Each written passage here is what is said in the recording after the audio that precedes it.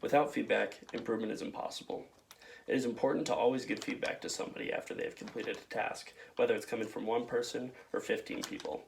And whether that task is finishing a project, giving a presentation, giving a speech, or just every day-to-day things, it is important to give feedback on telling what was good about what they did and what they need to improve, because in the future they can become better at what they do, and it helps the people around them become more engaged in what they do.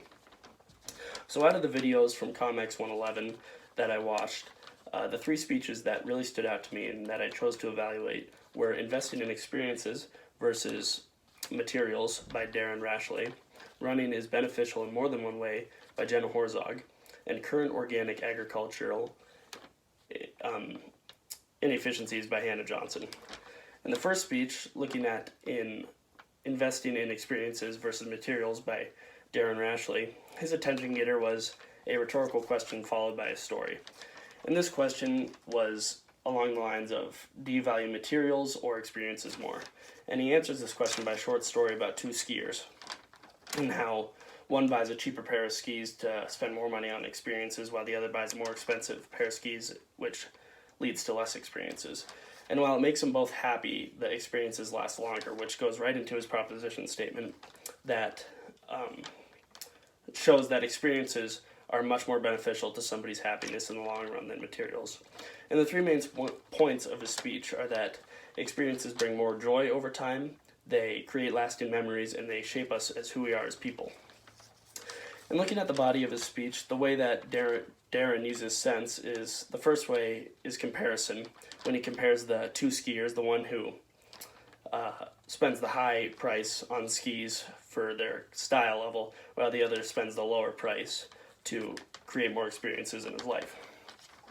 Another example in his body of how he uses sense is his use of explanation by demonstrating a phone story, and it relates directly to a lot of college students when they were younger about getting your first nice phone, and how when you get that phone you look at all the functions and you look at all the apps and you try out all these things for about a couple weeks, and then after a month it just becomes in your pocket and you use it every day without even thinking about it. So overall, it's explaining that materials bring you short happiness while experiences bring you long-lasting memories and happiness. The third way he uses sense is testimony, and it's this study that was taken of two groups of people who were waiting for an experience to happen, that maybe it was a vacation or a trip that they have planned, while people were waiting for a material to come to them that they had ordered or that was purchased for them. And the people who were waiting for the experience were generally happier than the people who were waiting for the material. Looking at his closing statement, I thought it was a really good way to wrap up his speech. He said that he wanted to challenge everyone to go out and find new experiences of their own. And I thought this was a really good way to finish his message of experiences are better than materials, and to really apply to his entire audience, because he wasn't telling us to do something specific. He was telling us to do something that we enjoy, or something that we can find out that we can enjoy. And I thought his strength on this speech was that he was really personal. Kind of all the stories and facts that he told were really relatable to our age crowd, and it just kind of struck something especially for me, that when I buy things, it's only going to really make me happy for a short period of time, while when I do things and I go experience new things with new people, it's really going to create memories and maybe create new friends. A suggestion I have for him is just to kind of smooth out his talking throughout his speech and his presentation. Just sometimes he got a little bit choppy, and that's given with speeches. I do it all the time. It just takes a little bit more practice, but I could tell he practiced a lot. Overall, I thought his delivery was good. He had good eye contact, he was engaging, and he spoke in a good tone, and I just thought it was a really good speech overall. And had a really good message. Second, looking at Running is Beneficial in More Than One Way by Jenna Horzog, her attention getter again was a rhetorical question. The question was that, or a rhetorical statement I'd rather say, it said, running is only good for one thing. And then she answered that statement by saying that running is proven to be good in several different ways. Her proposition statement is that running is a perfect activity to do while we're sitting inside during this quarantine and this virus to get outside, get fresh air, and just exercise. And her three main points that she talked about was that running improves physical health, it's a good hobby, and it improves mental health. And during her body, the ways she incorporated sense into her speech was first with testimony. She talked about a high school story about these girls that she knew who were on the running team, and I don't know whether it was track or cross country. It was just a team that ran. And those girls set these goals that they just wanted to finish the race. They didn't expect to come in first or second or get a medal. They set these personal goals that were fit perfectly for them, that they just wanted to go to the race and they wanted to finish it, and that's what they wanted to do. And when they completed these goals, it made them feel happy, and it made them feel fulfilled. While it was improving their physical health and it was a hobby, it also improved their mental health by meeting goals. And this was a testimony from them. And then another way she included sense into her speech was through example. Through a New York Times article and a Health.com article that explained that it takes a lot of time to get into running. It's not just something that you can pick up and go. It's a very personal thing to everybody's health. And whether it's just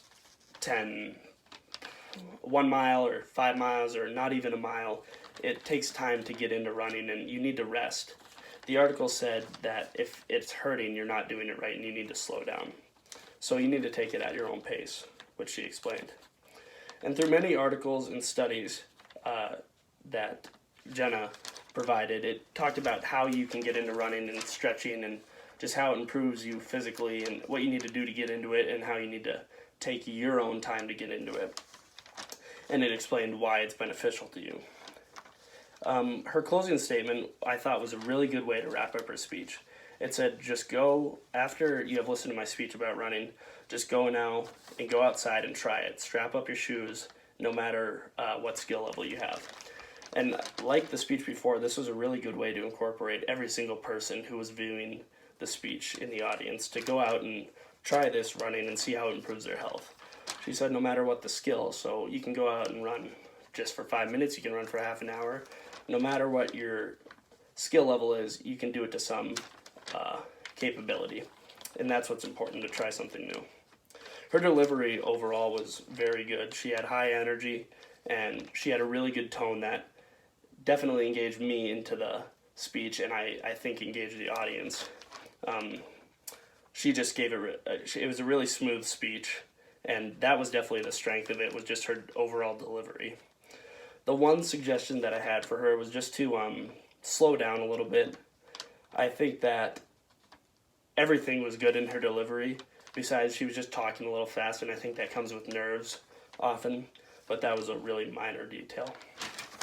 And for my third speech that I evaluated, looking at the current inefficiencies in organic agriculture by Hannah Johnson, her attention was that it was a kind of a pathos,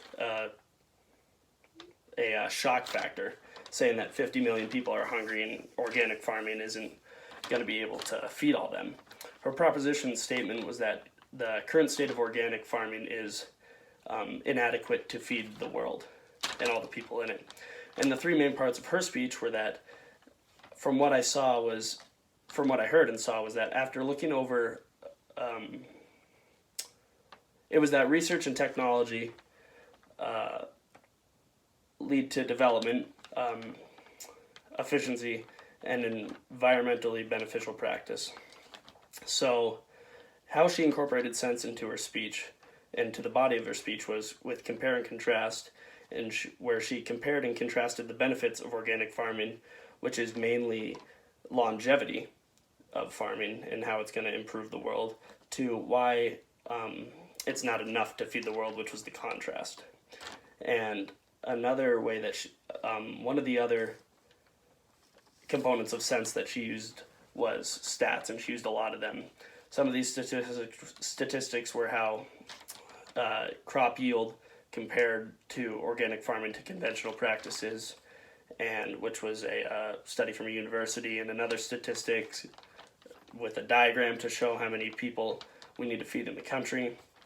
And another example she used from sense was the prices of organic goods and how they're really expensive.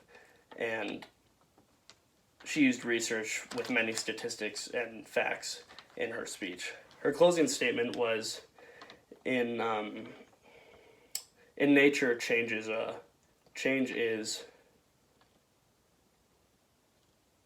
pretty much what she meant. What she was saying was that change happens, and it's not an exception, so we must make change in our world. Overall, I thought her delivery and her knowledge and her overall speed was really great. She used really good use of space by walking back and forth and pointing at her presentation on the TV.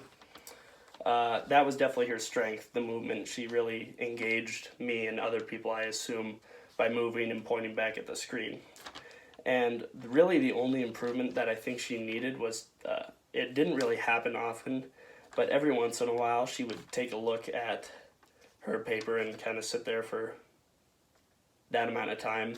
And it wasn't really a big deal at all. It was just kind of finding your spot. But when you practice your speech so much, sometimes you can get a little nervous when you're giving it, but I don't think that was a big deal at all.